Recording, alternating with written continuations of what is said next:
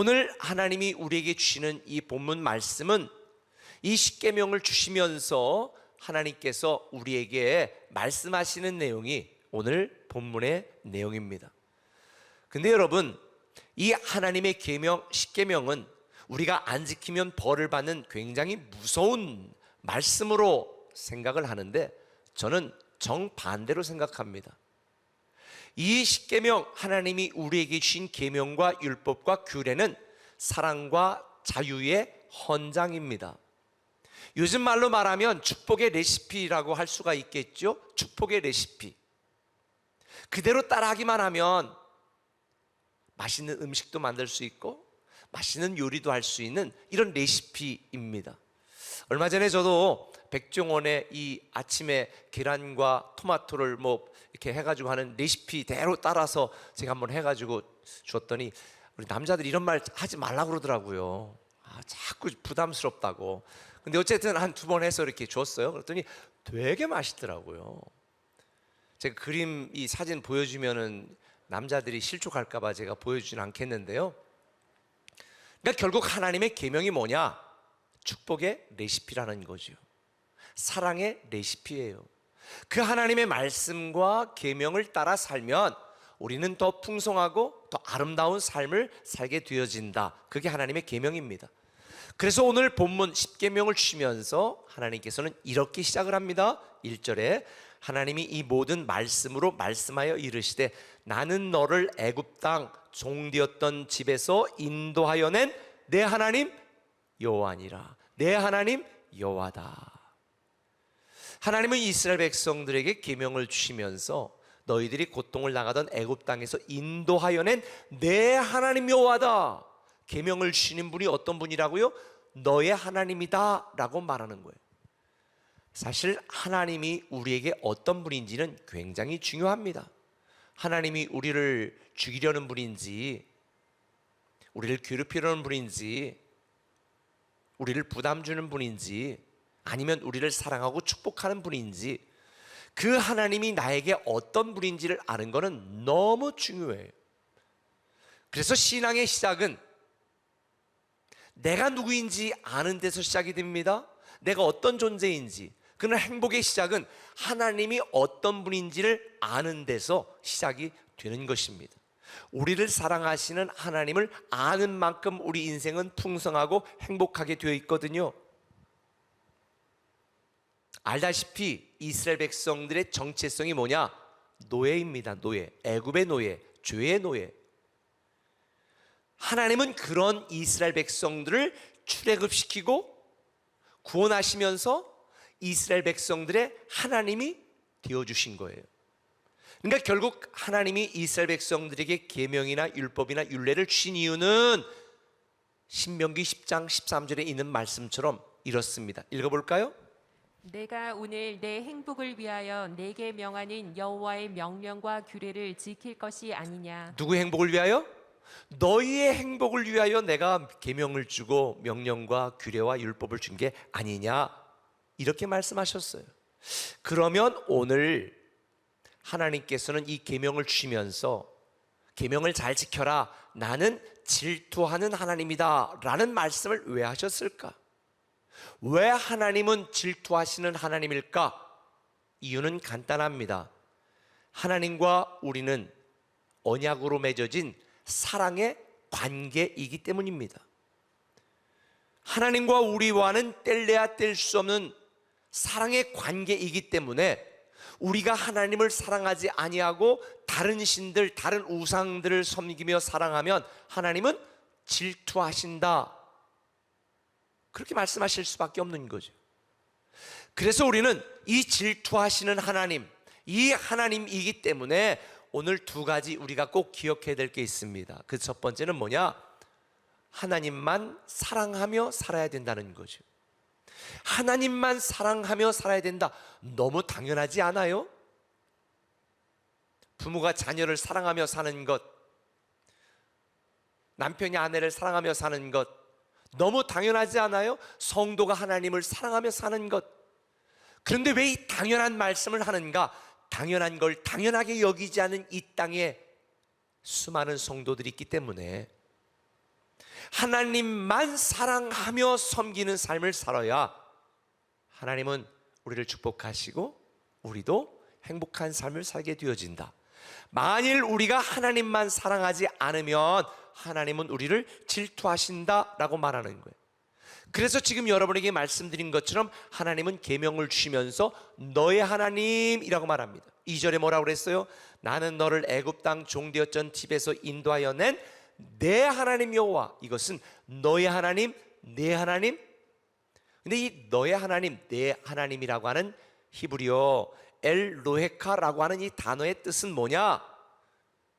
너의 하나님이라고 말할 때의 이 단어에는 하나님이 손해보는 자기 헌신의 의미가 담겨 있습니다.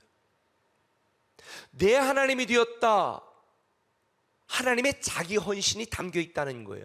이왕이면 하나님은 온 나라의 지배자인 강대국의 하나님이 되시고 애굽의 하나님이 되시고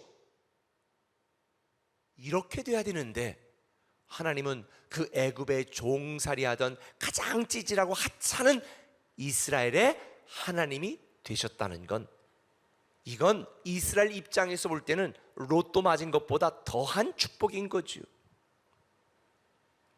너의 하나님이 되었다는 건 바로 이런 의미인 것입니다. 이스라엘 백성들에게만 그런 횡재가 임한 건 아닙니다. 저와 여러분, 우리에게도 마찬가지입니다. 하나님은 저와 여러분 우리의 하나님이 되어주셨습니다. 갈라디아 1장 4절에 보면 그리스도께서 하나님 곧 우리 아버지의 뜻을 따라 이 악한 세대에서 우리를 건지시려고 우리 죄를 대속하기 위하여 자기 몸을 주셨다는 거죠. 자기 헌신이에요. 당시 가나안 땅의 우상들은 너희들 자녀를 불에 태워서 나에게 바쳐라, 인신공양이 성행했습니다. 만일 여러분들이 하나님을 섬기려면 평생 여러분 자녀 중에 하나를 불로 태워가지고 탁 바쳐라 이런다면 어떻게 하겠습니까? 그런데 하나님께서는 볼품없고 죄악되고 아무런 공로도 없는 저와 여러분 우리를 위하여 친히 자기 몸을 내어주시고 우리의 구원자, 우리의 구주가 되어주신 거예요. 그러니 우리는 이런 아버지 하나님만 사랑해야 되지 않겠습니까? 이런 놀라운 은혜를 입고도 하나님을 사랑하지 않는다면 그건 말도 안 되는 인생을 살고 있는 것입니다. 우리를 위하여 자기를 내어주시고 친히 우리의 하나님이 되어주신 하나님만 사랑하는 것, 그것이 우리의 마땅한 본분이요. 그렇게 하나님을 사랑하지 않을 때 하나님은 어떻게 하신다? 질투하신다는 의미예요. 그래서 이 하나님이 우리에게 말씀하는 거예요. 3절에 너는 나 외에 다른 신을 내게 두지 말라. 나 외에는 이라고 하는 이 단어는 내 면전에서, before my face, 내 면전에서, 내 얼굴 앞에서 라는 뜻입니다. 그러니까 하나님께서 뭐라고 말하냐면 내 얼굴 앞에서, 내 면전에서 다른 신을 섬기지 말라는 의미예요. 그래서 본문 5절에 그것들에게 절하지 말며 그것들을 섬기지 말라. 나는 내 하나님 여호와는 질투하는 하나님이시다. 여기서 질투한다라는 엘칸나라고 하는 히브리어 단어는 구약에 5번 사용되는데요, 다 우상과 연관되어진 말씀입니다. 하나님 외에 다른 신을 섬기면 하나님은 질투하신다. 왜 하나님은 질투하시나요? 출애굽기 19장을 읽어보면 하나님이 이스라엘 백성들을 어떻게 생각했는지가 나옵니다. 같이 읽어보겠습니다. 세계가 다 내게 속하였나니 너희가 내 말을 잘 듣고 내 언약을 지키면 너희는 모든 민족 중에서 내 소유가 되겠고 너희가 내게 대하여 제사장 나라가 되며 거룩한 백성이 되리라. 하나님께서는 이스라엘 백성들을 택해서 하나님의 소유된 백성으로 삼고요, 제사장 나라로 삼았고요, 거룩한 백성이 되도록 구별하셨습니다. 그런데도 하나님만 사랑하고 하나님 섬기지 않고 다른 신을 섬긴다면 질투할 수밖에 없는 거지요. 이스라엘 백성들만의 이야기가 아닙니다. 우리 이야기입니다. 베드로전서 2장 9절은 뭐라고 말하는 줄 아세요? 저와 여러분을 향하여 너희는 택하신 족속이요 왕같은 제사장이요 거룩한 나라요 하나님의 소유된 백성이라고 말합니다. 그러니 우리는 하나님만 사랑하며 하나님만 섬겨야 마땅한 것입니다. 그렇다면 우리는 하나님이 질투할 만큼 대단한 존재였는가? 우리 자신에 대해서 한번 생각해 봐야 돼요. 천만의 말씀이에요. 여러분은 하나님이 사랑할 만큼 대단한 존재인가요? 잘난 존재인가요? 능력 있는 존재인가요? 아니에요. 그래서 아가서에 보면 우리에 대한 하나님의 사랑을 왕이 술람미 여인을 사랑하는 것으로 빗대서 시를 썼잖아요. 아가서에 보면 좀 민망해요. 그렇죠? 막 내 어여쁜 자야, 내 사랑과 내 피부는 어떻고 내 입술은 어떻고, 이거는 19금.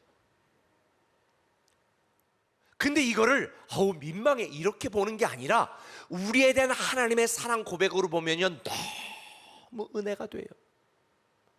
자, 술람미 여인이 사랑받을 만큼 매력적인 여인이었는가요? 아니에요. 아가서 1장 5절에 보면 내가 비록 검으나 아름다우니 게달의 장막 같을지라도, 게달의 장막이 뭔지 모르시죠? 여름에 그 햇빛 가리느라고 이 위에 치는 천막, 그 천이죠. 그거보다도 더 거칠어요. 6절에 내가 햇빛에 쬐어서 거스름할지라도 흘겨보지 말아라. 피부는 까마잡잡하지 그 피부는 완전히 막 아스팔트 같으지. 아스팔트는 아니다. 더 자갈처럼 심각하지. 아가서 읽어보니까 술람면은 성격도 더러웠어요. 그런데 이 왕은 이 여인을 가리켜 세상에 내 입술은 어떻고 내 피부는 어떻고 내 머리는 어떻고 나에게 너는 꿀이야 꿀내게.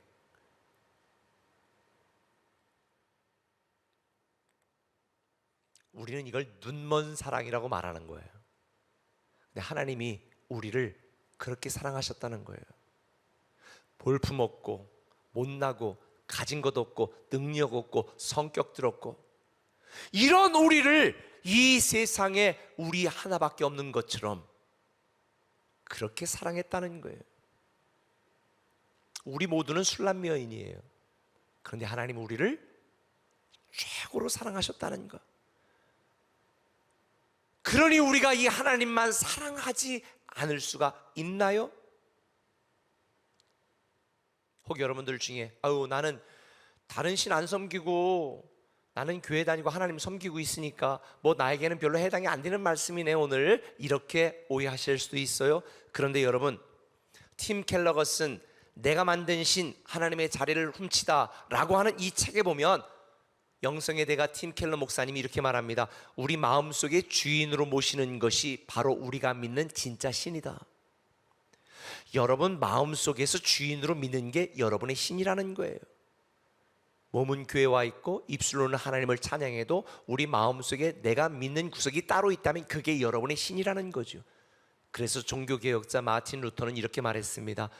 지금 당신이 마음에 두고 의지하는 것이 바로 당신의 하나님입니다. 여러분의 마음에 두고 여러분이 더 의지하는 것이 여러분의 남편이라면 남편이 하나님이에요. 여러분의 사업장이나 여러분의 자녀가 여러분의 마음속에 하나님보다도 더 중요한 자리를 차지하고 있다면 그게 바로 여러분의 하나님입니다. 하나님보다 더 아끼고 사랑하고 의지하고 집착하는 그 무엇이든지 그게 다 우상인 거예요. 그래서 하나님은 말씀하는 거예요. 하나님만 사랑하라. 나만 사랑하라. 나는 질투하는 하나님이다. 나 외에 다른 것들을 섬기거나 사랑하지 말라. 이게 하나님이 우리에게 주신 첫 번째 계명입니다. 그런데 이런 하나님의 계명을 예수님 당시 유대인들은 어떻게 했어요? 종교적인 의식으로 전락시켜 버리고 말았습니다. 오늘날 이 한국 기독교도 주일 예배를 종교적인 예전의 하나로 전락시켜 버렸습니다. 신앙은 율법, 신앙은 규칙, 이게 아닙니다.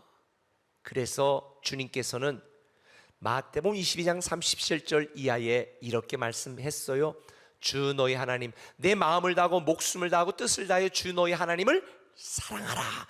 이것이 크고 첫째 되는 계명이고, 둘째도 그와 같으니 네 이웃을 내 몸처럼 사랑하라. 이게 둘째 계명이다. 이 두 계명이 온 율법과 선지자들의 강령이다. 결국은 우리가 하나님을 사랑하는 일에 우리의 인생을 올인하는 것이 첫 번째 계명이고, 하나님이 사랑하는 사람들을 사랑하는 것이 두 번째 계명이라는 거예요. 저는 여러분들이 하나님만 사랑하는 우리 꿈의 교회 성도들 되시기를 예수님의 이름으로 부탁을 드립니다. 이런 자에게 하나님께서 이렇게 약속하셨어요. 본문 6절에 나를 사랑하고 내 계명을 지키는 자에게는 천대까지 은혜를 베푸시느니라. 하나님을 사랑하고 계명을 지키는 자에게는 천대까지 은혜를 베푸신다는 거예요. 그런데 여기에 주목해야 될 게 있죠. 하나님을 사랑하는 것과 계명을 지키는 것이 동일시되고 있습니다. 다시 말하면 사랑한다면 말로만 사랑하는 것이 아니라 사랑을 실천하라는 거죠. 여러분, 하나님을 사랑한다면 사랑을 실천하라는 의미입니다. 주님께서 뭐라고 말했어요? 누가 굶주리는데, 누가 배고픈데 야 배불러라, 옷 입어라 이러면 되겠냐? 옷을 갖다 줘야 되고 먹을 것을 갖다 주라는 얘기죠. 우리가 하나님만 사랑한다면 하나님을 사랑하는 삶이 되어야 된다는 거예요. 오늘 많은 성도들이 말로만 하나님을 사랑합니다.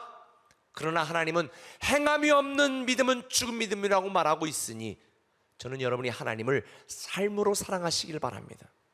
자녀를 사랑하면 어떻게 해요? 헌신하잖아요. 자녀를 사랑하면 어떻게 해요? 인내하잖아요. 자녀를 사랑하면 어떻게 해요? 자녀의 필요한 모든 것들을 다 공급하잖아요. 그런데 우리는 왜 하나님을 사랑한다면서 하나님을 사랑하는 일에 인색할까요? 하나님을 사랑한다면서 왜 하나님을 헌신하는 일을 부담스러워할까요? 하나님을 사랑한다면서 왜 하나님을 사랑하는 일을 우리는 게을리할까요? 왜 하나님을 사랑한다면서 우리는 하나님을 예배하는 일을 귀찮아할까요?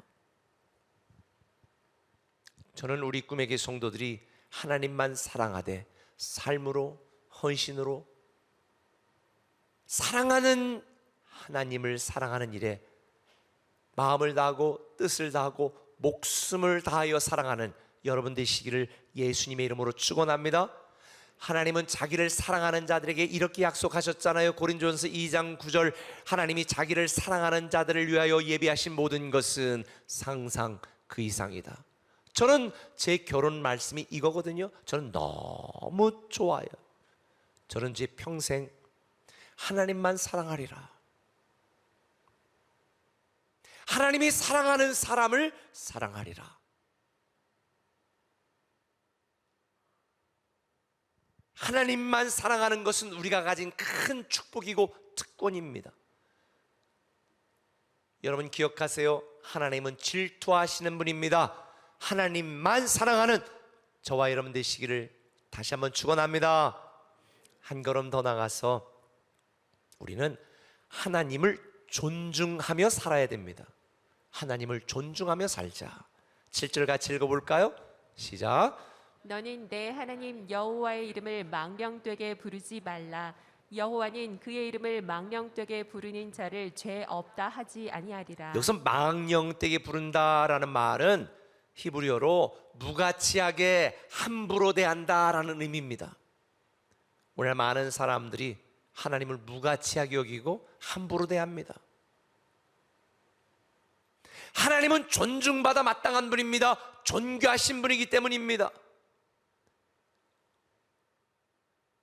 보잘것없고 하찮은 우리의 하나님이 되셨다고 해서 하나님까지 하찮은 분이 아니라는 거예요.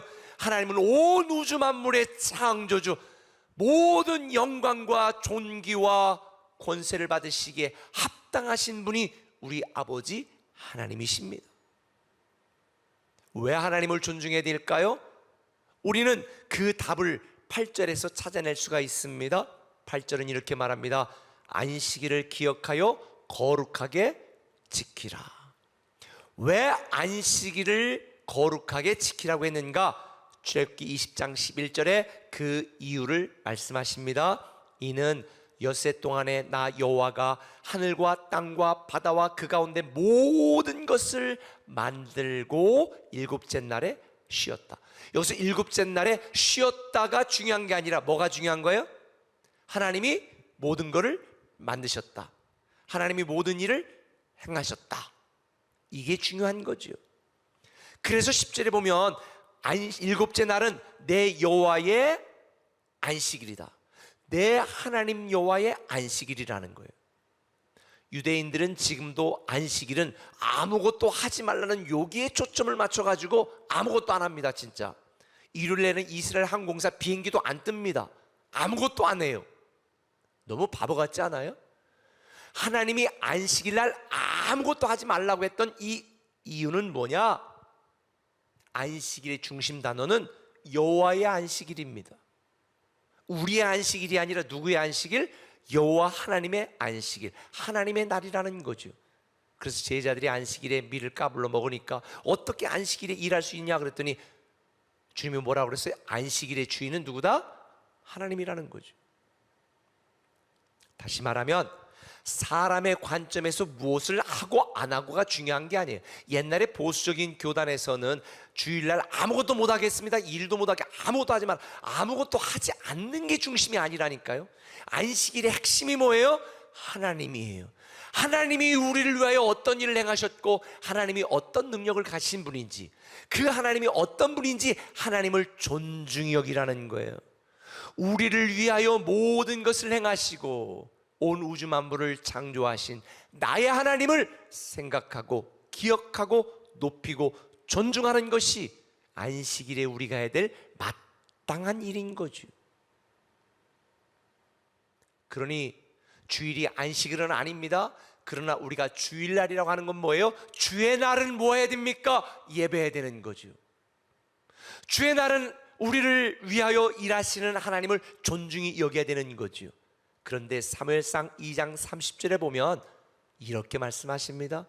나는 누구든지 나를 소중히 여기는 자를 소중히 여기고 나를 멸시하는 자를 멸시할 것이다. 우리가 하나님을 소중히 여기면, 존귀하게 여기면 하나님도 우리를 존귀하게 여기신다는 것. 어떻게 하나님을 존중할 수 있을까요? 지금 말씀한 것처럼 하나님을 높이는 온전한 예배자로 사는 것이 하나님을 존중하는 것입니다. 예배라고 하는 것은 하나님을 높이고 하나님을 인정하고 하나님을 존귀하다고 표현하는 우리의 신앙 고백이기 때문에, 그래서 예배를 함부로 여기고 예배를 무가치하게 여기고 예배를 하찮게 여기는 자는 하나님이 절대로 소중히 여기지 않습니다. 여러분 인생을 망하고 싶으면 예배를 소홀히 여기시길 바랍니다. 그러나 여러분이 하나님께 중요한 존재로 인정받고 축복받기를 원하신다면 예배를 소중히 여기시길 바랍니다. 예배에 실패하는 자는 인생을 실패하는 것이고 예배에 성공하면 인생을 성공하는 것입니다. 여러분이 만든 신을 예배하는 것이 아니라 우리를 사랑하시는 하나님을 예배하는 저와 여러분이 되어야 됩니다. 저는 우리 꿈에게 성도들이 하나님을 질투하게 만드는 성도가 아니라 하나님의 기쁨이 되고 하나님의 자랑이 되는 성도가 되었으면 좋겠습니다. 하나님만 사랑하시며 목숨 걸고 하나님을 사랑하며 하나님께 헌신하는 저와 여러분 되었으면 좋겠습니다. 하나님을 존귀 여기고 하나님을 내 인생에 가장 가치 있는 분으로 인정하며 온전한 예배자로 올 한 해 동안 성공된 예배자가 되었으면 좋겠습니다. 그러면 하나님은 우리를 질투하시는 것이 아니라 우리를 기뻐하시고 우리를 축복하시고 우리를 사랑하시고 우리에게 주시는 생명과 풍성한 삶을 누리게 하실 것입니다. 사랑하는 꿈의 가족 여러분, 저는 여러분들이 올 한 해 동안 하나님의 기쁨이 되는 존재, 그래서 세상을 이기고 문제를 이기고 환경을 이기는 이긴 자의 축복의 주인공이 되시기를 예수님의 이름으로 축원합니다.